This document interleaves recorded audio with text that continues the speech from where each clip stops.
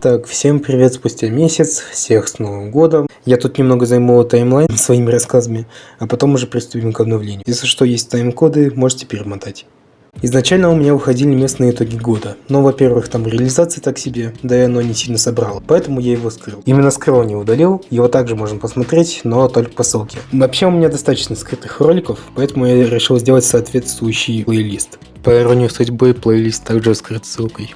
Ссылка, если что, будет в телефонном. Предупреждаю, если вам все еще нужна здоровая психика, то рекомендую смотреть до этого видоса. Дальше идет шизофрения. Там же я оставлю пост, где можно будет задавать свои вопросы. Возможно, кто-то спросит, в чем смысл этого ролика. Уже ни в чем. Больше таких не будет. С прошлых видосов мало кто задавал вопросы, но мне, соответственно, не хочется делать короткие видосы, поэтому, опять же, я буду настырным. Ну и, собственно, я даю время до следующего ролика. Первоначально вот это вот видео должно было быть тем самым итоговым, где больше вопросов не принимается, но я принимаю до следующего. Какой будет следующим, скоро узнаете. А теперь к теме ролика.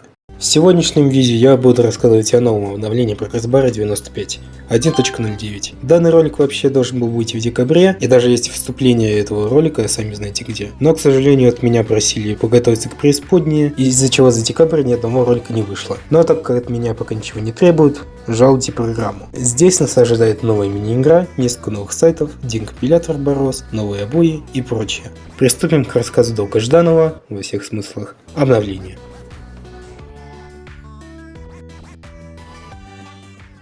С чего начинается обнова, так это с самого интересного. Где-то спустя неделю после прошлого ролика вышел тизер с игрой, где под такое музыкальное сопровождение показали полностью навороченный и нигде ранее не виданный геймплей, и что при сборе определенного процентажа улетают файлы на рабочий стол. После вылезает окно с количеством сломанных файлов, и нажав на файл с обоями, игра обрывается сообщением: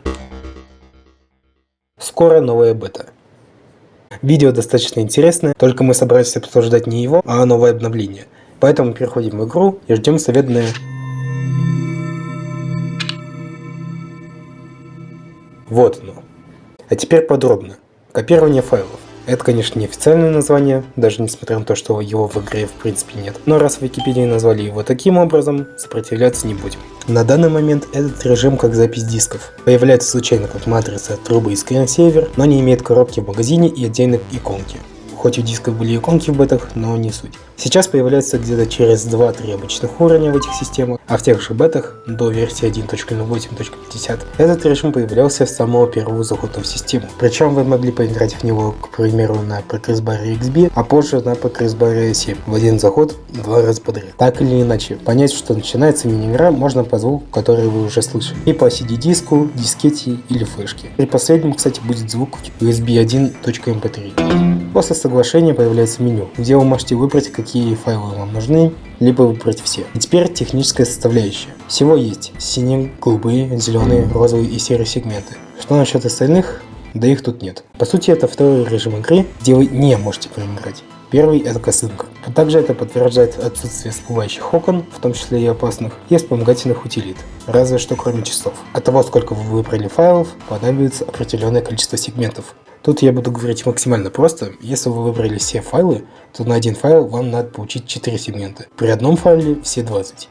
При двух на один файл 10 сегментов и так далее. Чтобы не гадать где сколько надо, тут будет большая табличка. Ну ладно, в целом принцип понятен. А что если ловить желтые сегменты? Все просто. При их сборе вы сломаете файл, и им будет невозможно пользоваться. Достаточно даже половины, но или большей части, если брать нечетные числа. Ну и скорее всего, любопытный вопрос от глазастых и от меня. При сборе сегментов где-то на системах до 7 можно обратить внимание на анимацию передачи текстового файла в папку. Ну и на вот это, но оно тут просто так. При этом, по собственным наблюдениям, если убрать один сегмент и повторно заполнить Progressbar, то анимация не проиграется снова. Думаю, тут не только у меня появился вопрос, что если собрать половину сломанных сегментов, а потом заменить один желтый на синий. Я тут, кстати, пытаюсь это сделать. Ну и давайте немного перемотаем вперед.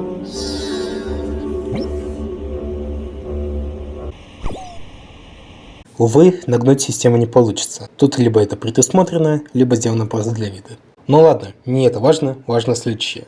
Что это у меня на обоях? Хотя похер на эти обои.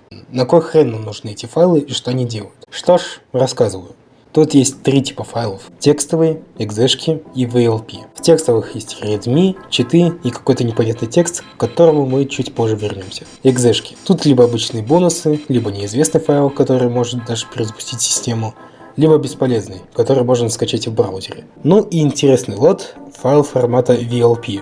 С помощью него у нас появляются новые обои, специальные обои, посмотреть которые можно через настройки в специальной вкладке. 4 обоев с прогресс-датой, 2 с названием игры, 1 с кассеты, которая иногда мелькает в анонсах бета-обновлений, и еще 3, которые не открываются. Да, не все обои мы можем получить через файлы формата VLP. Чтобы получить оставшиеся 3, нужно иметь при себе 8-битные системы, систему Progress и серверы.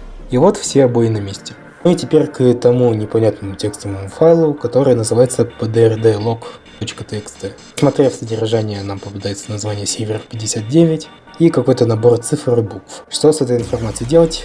Для этого нам надо перейти в браузер, написать 59, и нам будет доступен сервер 59.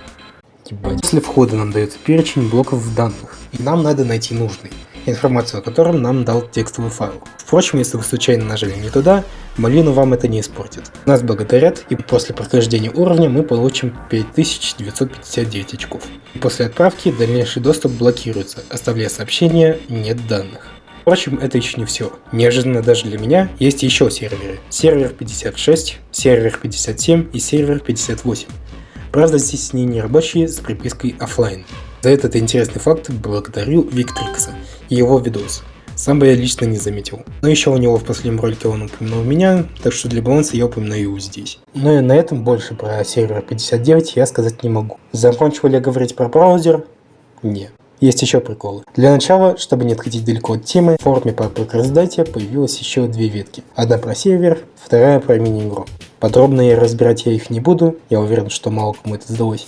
Поэтому идем дальше. Появился новый сайт о видеокарте 9S. Ставьте класс те, кто тоже с самого начала думал, что вот этот считается как 95. Как обычно, есть 3 версии в трехерах, ну и можно перейти в PBay. Короче, теперь в браузере Full House по видеокартам, и мы можем идти дальше. А дальше довольно неожиданное нововведение.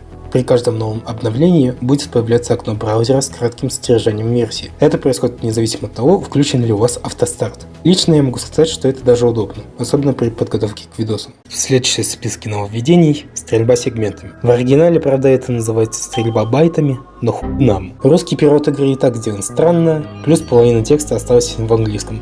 А сидеть гадать как правильно, как неправильно больно надо. Поэтому не обращаем внимания и оставим стрельбой сегментами. Оно работает во всех системах Мороз и связанных с ними системами. Принцип банален. Появляется попап, стреляйте в него сегмент, попап получает урон. Сделайте так еще пару раз, и он исчезнет с надписью Debited. Переводчик дает слова списано, дебетовать, вносить в дебет. Не уверен, что из этого все правильно, поэтому просто будем называть дебетирован. Почти все сегменты наносят немного урона, кроме красного. Он может снести кучу окон за раз. И на этом могло бы закончиться, если не прикол с секретными системами Hagrush, Barix и BOS со стороны Барос. Во всех 3 системах есть режимы игры из прогресс-бара. В теории это работать не должно, к тому же есть декомпилятор. Но это в теории. На практике и прогресс-бар наносит урон попапам, и сегменты. В BOS тоже, но если заходить через BarOS. Если заходить через прогресс-бар, сегменты не будут наносить урон что сверху, что через эту штуку вы из режимов Барос. Ну и последнее, что можно упомянуть. В прогресс-бар XB поменяли обои номер 8. Вместо зеленого листика — мельница на холме. Кстати, ради интереса я ввел в поиск по картинкам эти обои, и Google выдал, что эта ветряная мельница вообще находится в Брюгге, в Бельгии. Просто как интересный факт. Ну и на этом можно считать, что обновление закончено. В целом оно достаточно интересное, новая мини-игра, новые обои, да и в целом много всякого прикола. В целом, конечно, этот ролик достаточно проходниковый, но это так, для того, чтобы как-то заполнить эту пустоту, которая у меня была 2 месяца назад с последнего ролика. Ну и на этом, думаю, можно заканчивать. Всем спасибо за просмотр, все важные ссылки внизу. Оставляю пост, где вы можете задавать вопросы, в описании. Ну и еще поздравляю всех с Новым годом, новым 2026. Чтобы у вас было много всякого благополучия и счастья. Еще увидимся.